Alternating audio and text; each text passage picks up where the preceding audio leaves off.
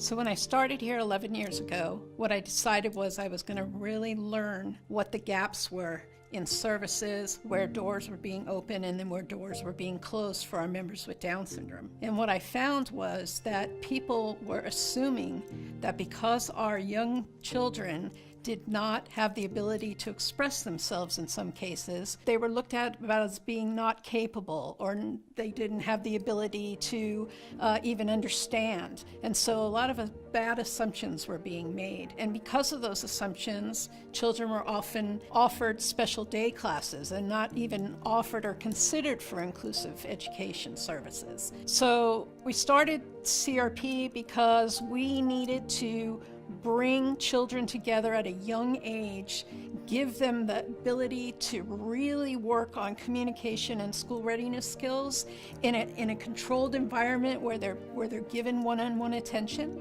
They can understand what they're going to face in school when they get there, and that just sets them up for success. CRP is a 6-week program that we run during the summer. It's communication-based, so our major focus is trying to help children go to school in the fall with a voice. With that program, we work on ways for each child to communicate the best that they can. And in some cases, that might be encouraging someone to use 2 or 3 words in a sentence. And in some cases, it might be to point to a picture. Some might be sign language, and some might be using a device. So whatever that looks like. Going into school is stressful for any family, particularly when a child is nonverbal. That can be nerve-wracking because you don't have a way maybe for that child to tell you what's going on, so there's a lot of trust that has to go into a new team. At CRP, we go into the schools after spending a summer with these children to share with the team the strengths of the child and maybe some areas to work on.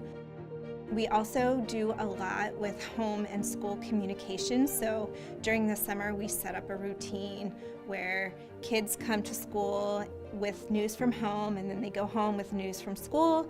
They share what's going on through using something called a step-by-step. And we always share that with the schools and encourage them to use that. And that can be really fun when families get involved hearing what's going on at school. All the kids had different modes of communication, and because Raymari came in with a communication device, that was the one that they were going to try first with him and see if it was a good fit. I mean, he was treated as an individual there. You know, his individual needs were looked at, and then they were trying to figure out how to help him, specifically him, and in his family life and in his school life. After the program is over, they provide both me and the school team, his home school team, with an individualized look at what works for Raymari in communication and in learning in general. So all of that, I think, is important, because then we have something to build on from what was going on in the summer.